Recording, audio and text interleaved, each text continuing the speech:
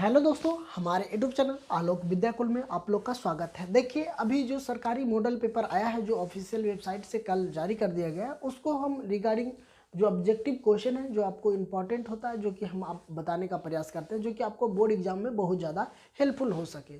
तो चलिए अब हम क्वेश्चन को समझ लेते हैं एक एक करके कि ये क्वेश्चन ऑब्जेक्टिव है। तो ऑब्जेक्टिव को हम समझते हैं कि संस्कृत का ही है। तो संस्कृत में अगर आपको अच्छा मार्क्स लाना चाहते हैं तो आप हमारे यूट्यूब चैनल से जुड़िए और हमारे चैनल को सब्सक्राइब कर लीजिए अगर पहली बार हैं तो चलिए अब हम क्वेश्चन पे चलते हैं। क्वेश्चन मेरा कह रहा है बच्चों, क्वेश्चन हम एकाएक समझते हैं। सबसे प्रथम कह रहा है क्वेश्चन मेरा, ये क्वेश्चन जो देख रहे हैं ये आपका जो हम आपको बार बार बोल रहे हैं कि जो सरकारी वेबसाइट से अभी जो डाउनलोड हो रहा है, आपको उसी से हम आप इसका ऑब्जेक्टिव, चूँकि जो मेन ऑब्जेक्टिव उसको पूछने का चांसेस ज़्यादा होता है, वही क्वेश्चन को हम आप लोगों के बीच लाने की कोशिश करते हैं। तो चलिए अब समझते हैं। क्वेश्चन मेरा कह रहा है, गुजरात प्रदेश स्थित टंकरा ग्राम किसका जन्म स्थल है। कह रहा है कि गुजरात प्रदेश टंकरा स्तंभ किसका जन्म स्थल था। तो स्वामी दयानंद का। किनका था? स्वामी दयानंद सरस्वती का इनको जन्म स्थल था ही। चलिए अब यहाँ पे नेक्स्ट क्वेश्चन है, बिना बुलाए आता है। जो बिना बुलाए आता है उसको हम क्या बोलते हैं? तो मूर्ख बोलते हैं। क्या बोलते हैं? मूर्ख बोलते हैं जी। बिना बुलाए जो आते हैं उसे हम मूर्ख बोलते हैं। तो चलिए ये भी क्वेश्चन आप लोगों को अच्छी तरह से देखिए। जिस तरह से हम आपको बोल बोल के पढ़ा रहे हैं उसी प्रकार से अगर आप कान में हेडफोन लिए हुए हैं तो कोई और अच्छी बात है। आप आराम से धीरे धीरे अपने मन में बोलिए तो आपको ये क्वेश्चन दिमाग में कहीं फिट हो जाएगा। तो चलिए अब यहाँ पे नेक्स्ट क्वेश्चन है कि महंतरा भिक्षा यह किसकी युक्ति है। कह रहा है कि महंतरा भिक्षा मचे यह किस युक्ति है। तो सकरा की युक्ति है। इनकी सकरा की, किनकी थी? सकरा की। ये संस्कृत का है तो थोड़ा दिक्कत। चलिए अब को यहाँ पे कह रहा है विजय भाटिका किसकी पत्नी थी। तो विजय भाटिका किनकी पत्नी थी? तो विजय भाटिका की पत्नी की बात कर लेते हैं। तो चंद्री आदि का था। किनका था? चंद्र आदि का था। किनका पत्नी था? तो चंद्र आदि का पत्नी थी। चलिए यहाँ पे के नेक्स्ट है कि किस देश में देवता बार बार जन्म लेना चाहते हैं। तो आप जानते होंगे कि किस देश में देवता बार बार जन्म लेना चाहती थी। तो कहाँ लेना चाहती हैं? तो भारत में। कहाँ जन्म लेना चाहती है? तो भारत में लेना चाहती हैं। अब यहाँ पे नेक्स्ट क्वेश्चन है मेरा कि घर में लगी आग को देखकर कौन लोग पलायन हो गए थे। मतलब कह रहा है घर में आग लगी तो इस कौन लोग आग देखकर पलायन कर ली। तो कौन लोग करे? धूर्त लोग ने। क्यों? कौन लोगों ने? धूर्त लोगों ने ही पलायन कर ली हैं। चलिए अब कह रहा है निरक्षरता का क्या कार्य होता है। निरक्षरता का क्या कार्य होता है। तो वेदार्थ बोध होता है। क्या होता है? वेदार्थ बोध होता है। तो ये सब क्वेश्चन आपको बहुत ज़्यादा इंपॉर्टेंट है। तो इस सब क्वेश्चन पे ज़्यादा फोकस करना चाहिए ताकि आपको एग्जाम में अगर आए तो छूटे नहीं सके।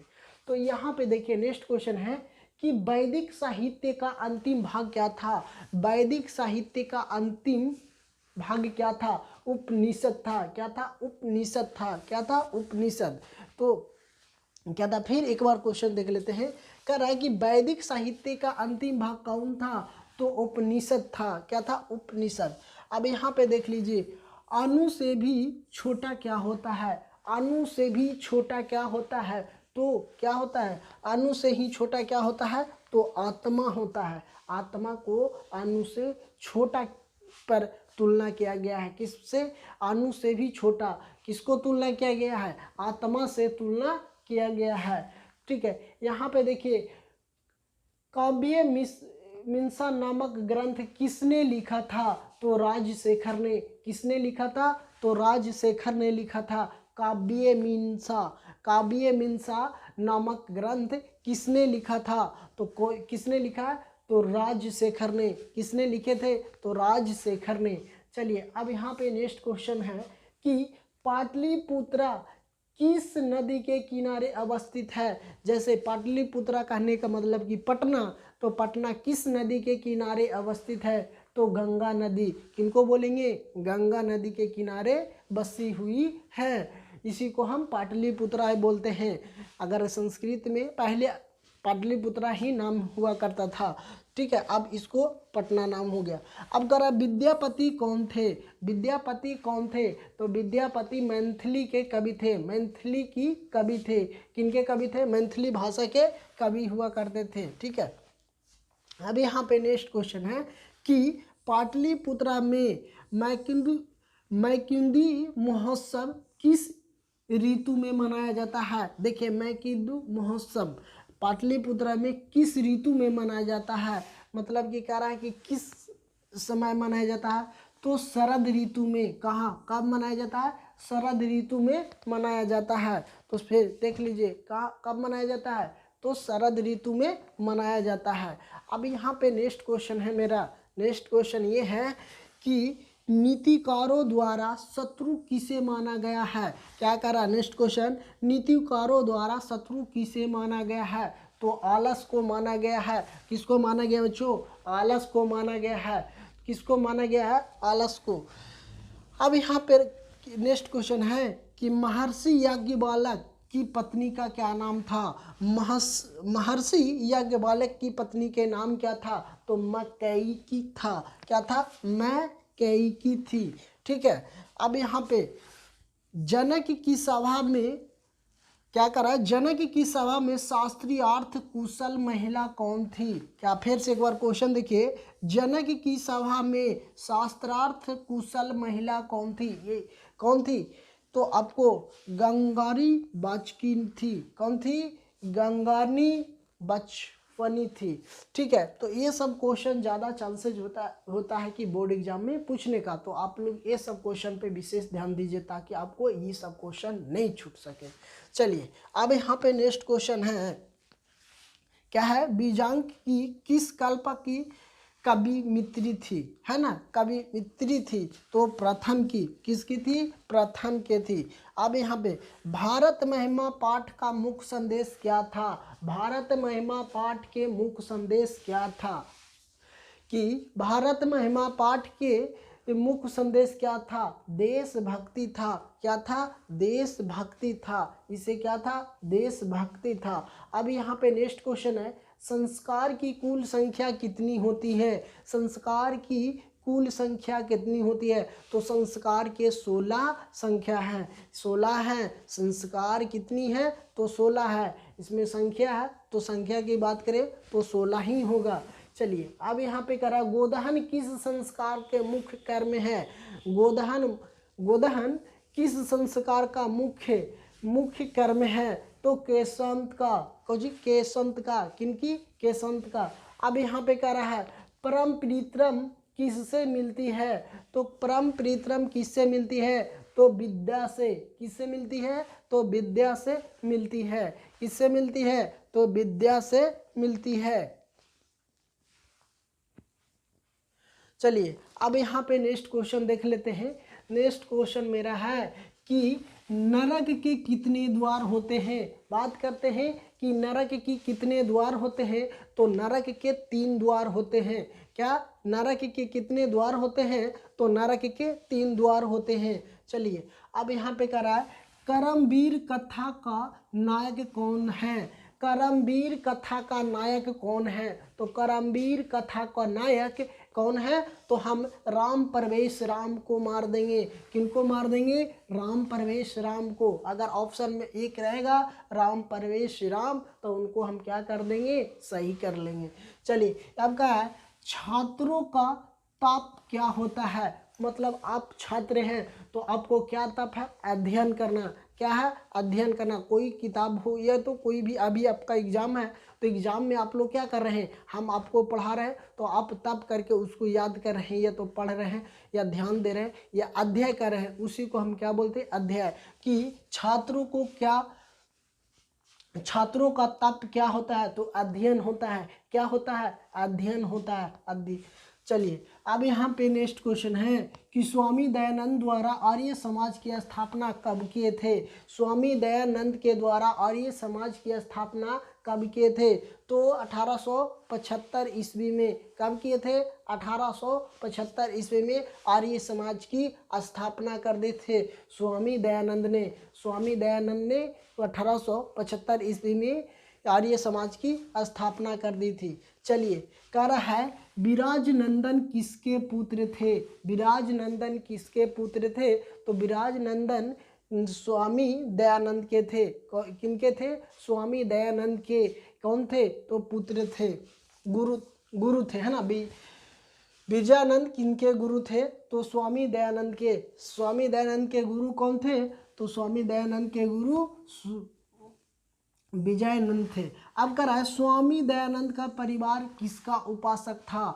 स्वामी दयानंद थे, उनका परिवार किन भगवानों को मानते थे या उपासक थे? तो शिव का। किनका? शिव का मानते थे, शिव। चलिए, यहाँ पर ये नेक्स्ट क्वेश्चन है कि मंदाग्नि वर्णम पाठ किस ग्रंथ से संकलित है? मंदाग्नि वर्णम पाठ किस ग्रंथ से संकलित है? तो वाल्मीकि रामायण की। किनकी थी? वाल्मीकि रामायण की। ठीक है। चलिए, अब यहाँ पे नेक्स्ट क्वेश्चन अब देख लेते हैं। कर्म अस्य दानवीरता पाठ किस भाष के किस रूप का भाग विशेष है? क्वेश्चन समझिएगा कि कर्णनम दानम वीरता पाठ भाष के किस रूपांक का भाग विशेष है? तो कर्म भरम का। क्या था? कर्म भरम का। यहाँ नेक्स्ट क्वेश्चन है, राष्ट्रों के बीच दोष का कारण क्या होता है? राष्ट्रों के बीच दोष का कारण क्या होता है? दूसरे राष्ट्र का उत्कर्ष। क्या होता है? दूसरे राष्ट्रों का उत्कर्ष। ठीक है। अब यहाँ पे नेक्स्ट क्वेश्चन है, बारह मिहिर द्वारा रचित कौन सा ग्रंथ है? तो बिहस्ती। क्या है? बिहस्ती। क्या है? बिहस्ती। अब यहाँ पे है, आलस कथा अंतर्गत मिथिला में कौन मंत्री थे? तो कह रहा है कि आलस कथा अंतर्गत मिथिला के कौन कवि थे? तो कौन कवि थे? वीरेंद्रम थे। कौन थे? वीरेंद्र। ठीक है। अब यहाँ पे क्या है कि सरस्वती का कुलगृह कौन सा महानगर था? क्या कह रहा है? सरस्वती का कुलगृह कौन सा महानगर था? तो पाटलिपुत्र था। कहाँ थे? पाटलिपुत्र था इनका महानगर। चलिए, अब कह रहा है स्वामी दयानंद ने किस नगर में आर्य समाज की स्थापना की थी? तो अगर स्वामी दयानंद ने पहले तो इनका स्थापना, आर्य समाज का स्थापना 1875 में की थी। और क्या स्वामी दयानंद के गुरु कौन थे? तो बिरजानंद थे। कौन थे? बिरजानंद थे। अब इनका स्वामी दयानंद ने किस नगर में आर्य समाज की स्थापना किए? तो ये मुंबई में किए थे। कहाँ किए थे? मुंबई में। आर्य समाज की स्थापना कहाँ किए थे? मुंबई में किए थे। इनके आर्य समाज की स्थापना मुंबई में किए थे। कब किए थे? 1875 ईस्वी में। स्थान का, नगर की बात करें, शहर की बात करें या तो नगर की बात करें तो मुंबई में। अगर स्थापना कब हुआ था? तो 1875 में। इनके गुरु कौन थे? बिरजानंद ने। इनके गुरु कौन थे? बिरजानंद ने। इनके परिवार किनके उपास्य करते थे? तो शिव के। तो देखिए, इससे 4 क्वेश्चन आप लोग को दिमाग में आ गया होगा कि आर्य समाज की स्थापना 1875 में कौन से शहर में? मुंबई में। इनके गुरु कौन थे? बिरजानंद। इनके परिवार वालों क्या मानते थे? तो शिव का मानते थे। इनको शिव के उपासक थे। तो ये क्वेश्चन आपको हम संस्कृत का बहुत ज़्यादा इम्पोर्टेंट होता है कि आपको जो सरकारी मॉडल पेपर आया है उस क्वेश्चन से हम आपको इसको बताए हैं ताकि आपको बोर्ड एग्जाम में बहुत ज़्यादा हेल्पफुल हो सके। तो वीडियो के अंत तक ज़रूर देखिए पूरा। अगर वीडियो अच्छा लगता है तो हमारे चैनल को सब्सक्राइब कर ले। अगर नए हैं, अगर वीडियो पे पहली बार है तो और हमारे चैनल को सब्सक्राइब कर लीजिए ताकि आपको बोर्ड एग्जाम में अच्छा मार्क्स आ सके इस चैनल के माध्यम से। तो थैंक यू। फिर मिलते हैं आप लोग के बीच अगली कक्षा में। और कमेंट में ज़रूर बताएं कि ये वीडियो आप लोगों को संस्कृत का सेशन कैसा लगा।